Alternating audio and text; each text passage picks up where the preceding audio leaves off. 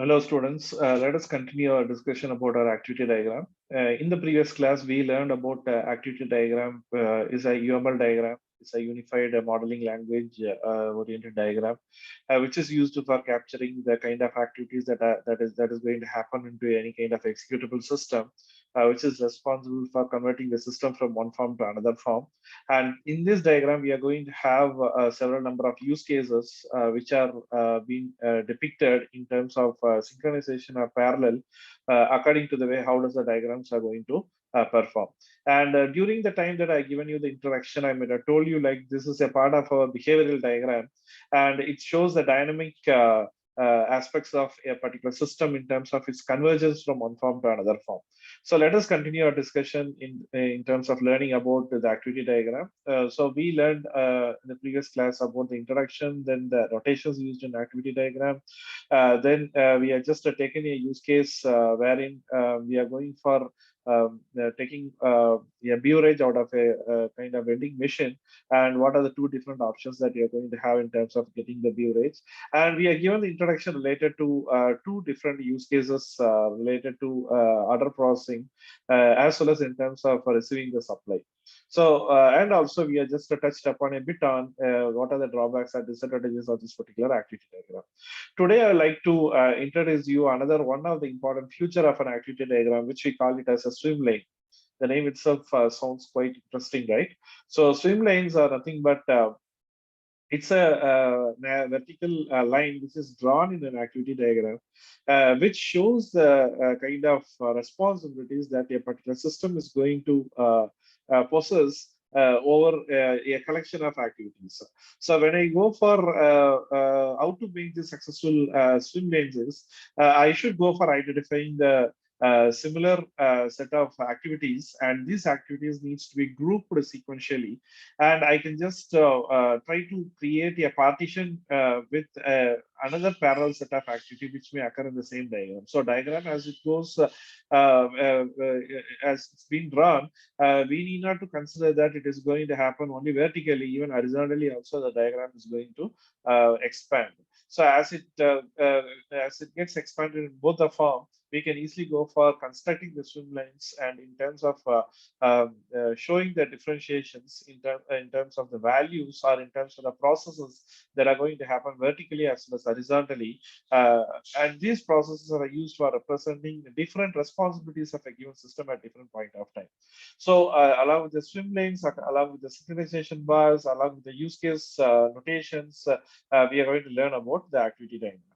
Um, so when we are going for identifying the time that we need to go for using the activity diagram is, we can go for using the activity diagram where you want to analyze the use cases. So as we all know that like use cases are nothing but the processes or the functions which are involved in terms of a given system's execution.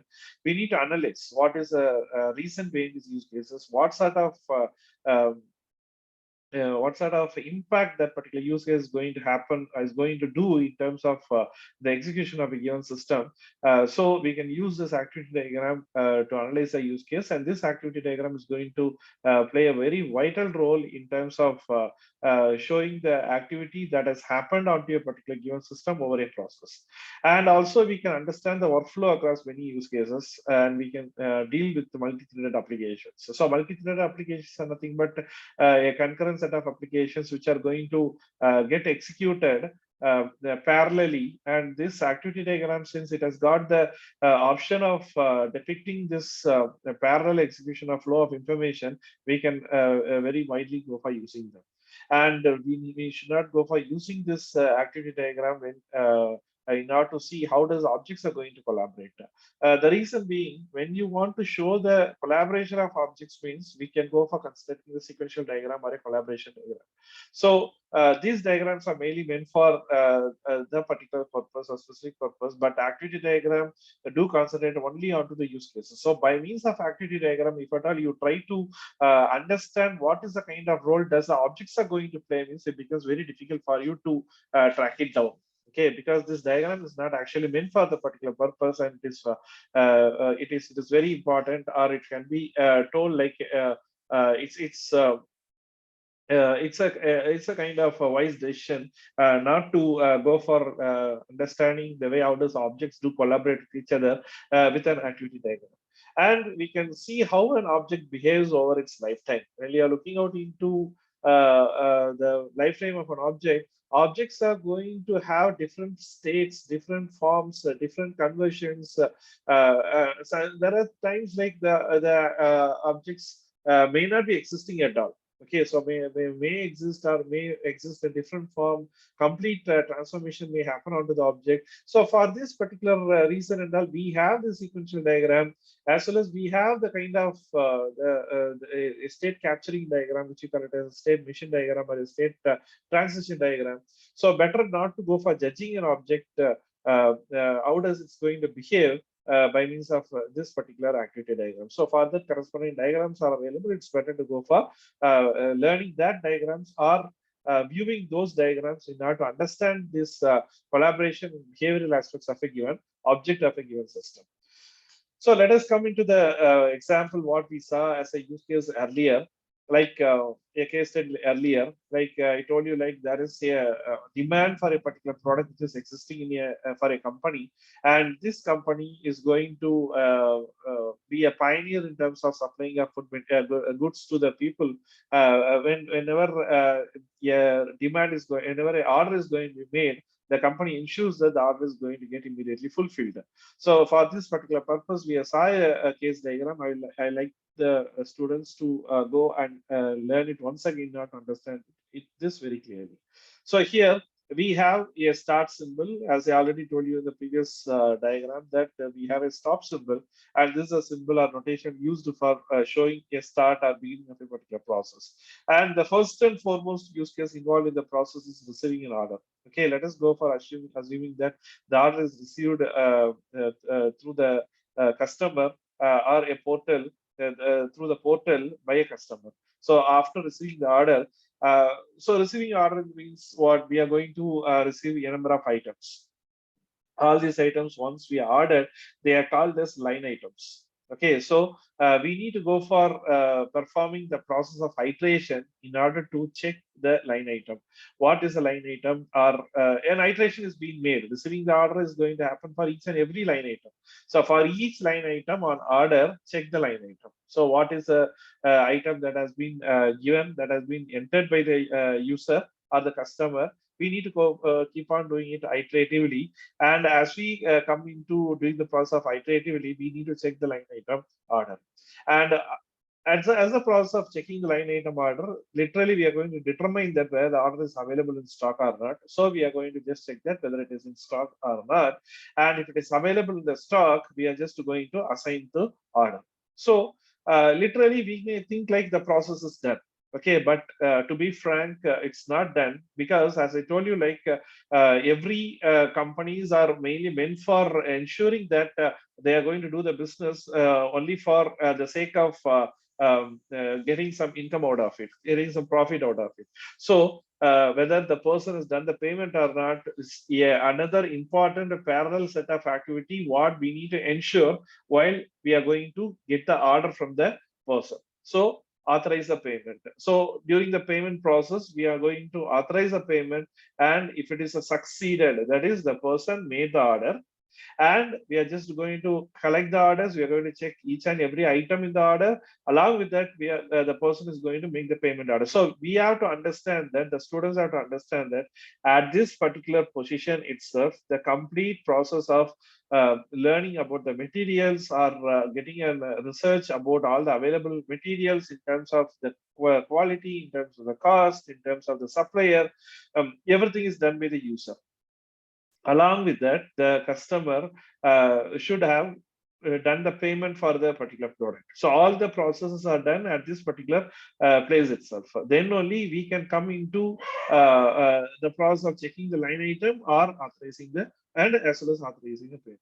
So as the payment is authorized, we are just going for ensuring that if it is successful payment, we are going for dispatching the order and assign to order. After ensuring that the items are available, we are going to assign that order for delivery, and it's going to get dispatched. So these two are connected into this particular symbol, in this particular notation, and we are just going for dispatching the order.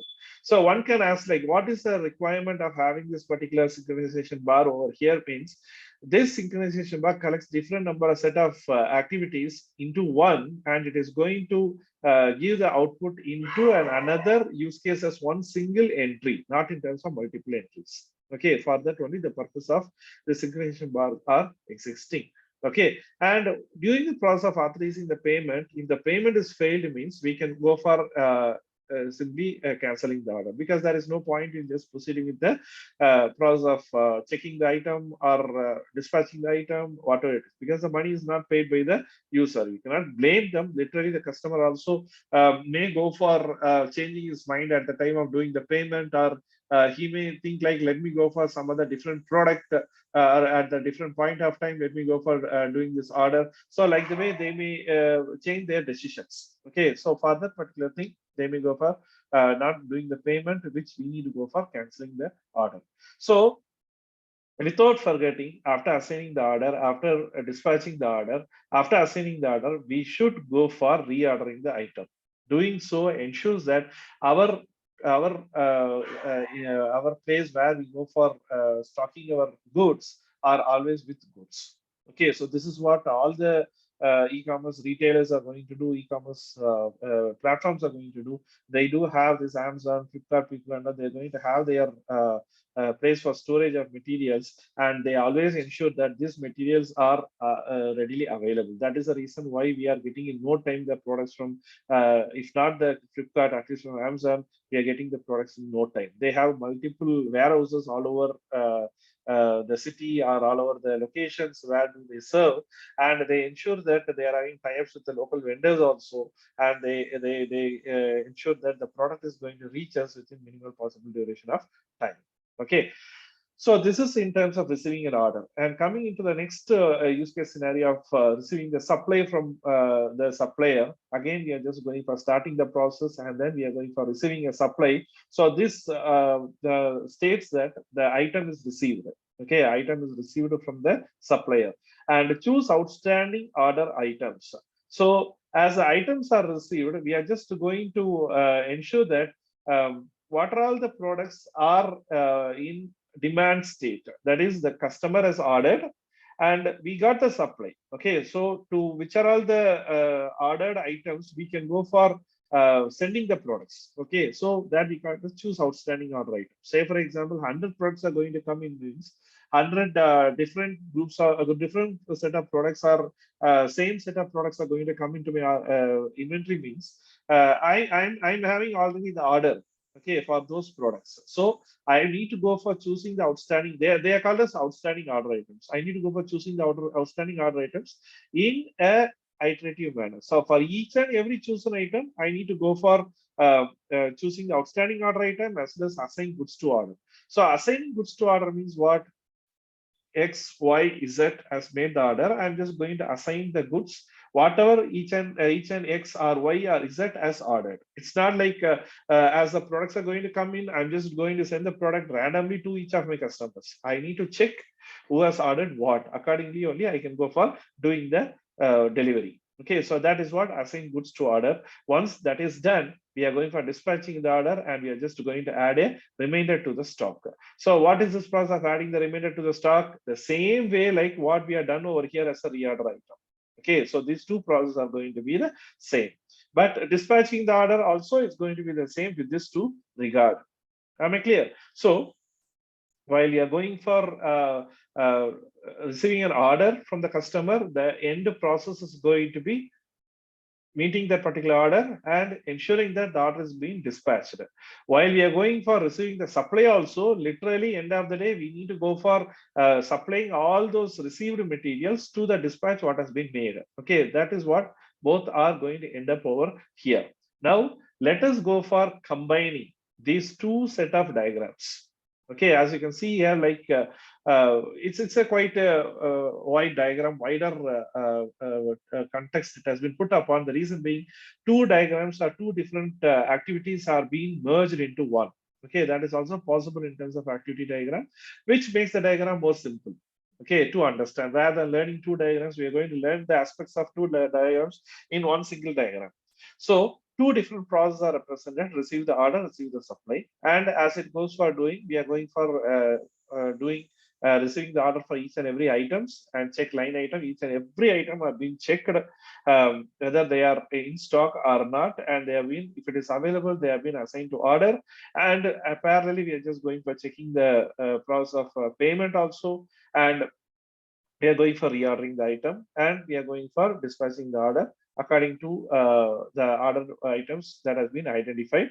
And if the payment is going to be a failed payment, we are going for canceling the order. That is one set of things that may happen.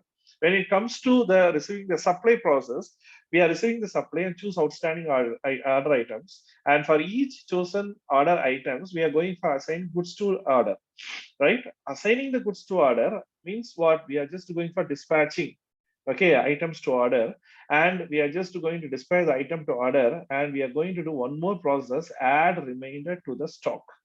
What this actual thing is going to do is, whatever the things that have been supplied, if the remainder is found, means you can add that remainder to the stock. That is what we are doing over here. All outstanding orders items are fulfilled. That we need to consider. It's not a matter of storing items for tomorrow or day after tomorrow. First of all, we need to satisfy the people who are in demand of the product. Then only we should raise a question of whether we are going for storing it or not. Okay, so that is what we are done over here. We are ensuring that all the goods that are being assigned to the orders are being dispatched. And finally, we are just going to add a remainder to the stock. So adding the remainder to the stock means what? We are going to report to the stock maintenance file that this many number of items have been sold out. So as we go for doing the billing itself, automatically different modules are going to get updated. Okay, with the current recent set of stock-based information. Okay, so for that, this particular diagram is useful. Now the question is where to construct the swim lane. Okay, we already learned, right, the usage of swim lanes. So this diagram, as you can see, it is widespread in terms of vertical as well as in terms of horizontal. So we need to learn this particular thing in terms of both the forms. So it's very easy for us to divide the diagram into two different set of activities. So that is shown over here, as you can see here. You made a thought like we will go for drawing the dotted lines over here in order to show the difference between receiving order and receiving the supply. But the question is not the thing. We need to tell in terms of, see, while I just shown you the similarities of, I told you which is the department responsible for the particular process. That is what we are trying to learn over here, right? So here in terms of department, if I try to categorize, if I try to bifurcate the things, the diagram will look something similar to this. As you can see here, authorizing the payment, it is done to the finance department. Processing, that is receiving order, checking line item, assign to order, canceling the order, dispatching the order, choose out outstanding order items, assign goods to order, or reorder the item, all are going to be done by a processing department. Of course, the work of the processing department is very, very important for or critical for any kind of this set of organizations. Okay, so all these processes are put into the process called processing. That is a processing department. And we have a manager department which is responsible for receiving the supply as well as adding the remainder to the stock. So why I am calling it as a manager department means somebody has to give the authorization for receiving the supply about the given product, because huge number of products cannot be received through a supply, right? Because manufacturers are there ready to send their materials in huge, but I'm not in a position to accept all those materials. I want the materials which are actually required. Okay, see, there is a process like assigning goods to order means what? Each and every order, if I have 60 orders, means I will go for ordering to 80 to 100, not more than that. I should not go for ordering 10,000 or 20,000 and tell that my inventory is full and any number of people can go for buying. What if the cost of the product is going to fall down? And that is totally unpredictable, right? It has got lots and lots of implications, linking factors, political factors, financial constraints, financial situations, the climatic factors also even plays a vital role. So all these things are going to play an important role in terms of increasing the price of the product or increasing the price of the product. So to be on the safer side, if at all very sure, like in the future, the product rate may increase compared to the current rate price, you may very well go for purchasing huge number of stock and keep it in your inventory. But literally, the end of the day, um, there should be some kind of average limitation for this particular factor. We cannot, there is a threshold limit for this. Okay, so we need to ensure that. So these kind of important decisions, and all, of course, only the manager can go for taking. So that is what we are just shown under the manager as the kind of responsibility of him and adding the remainder to the stock. Whether we are going for reordering the item or not, that also is authentication have to be done. For that only, we are just going for adding the remainder to the stock. So this is what the role that the swim lane is going to play in terms of the order processing system. Okay, hope you got an understanding of it. And this particular diagram is pretty simple, and we can just to go for just a minute. Compared to all the UML diagrams, this diagram is a very, very simple diagram, what every user can learn out of it and get benefited. Okay, so the theoretical explanations of them are given over here for your reference. You can just go for learning about them. And these are all the different tools used in terms of activity diagram, like activities, decisions. This is what we call it as a decision symbol. Okay, here we are just going to use a diamond symbol, right? That is nothing but a decision symbol. Then we got something called mm, object flow, state, start state, end state, swim lane we have, synchronizations we have, transitions we have. All these are nothing but the set of toolboxes what the activity diagram is going to process. So related to that, theoretical information are given. Kindly go through this information. You will have a complete understanding of what this activity diagram is all about. As I already stated that it is a very simple diagram, very useful diagram, and it has got some sort of very peculiar characteristics what other diagrams may not have, which are very user friendly to understand also. Okay, so with this, I'm going to conclude the class. Thank you.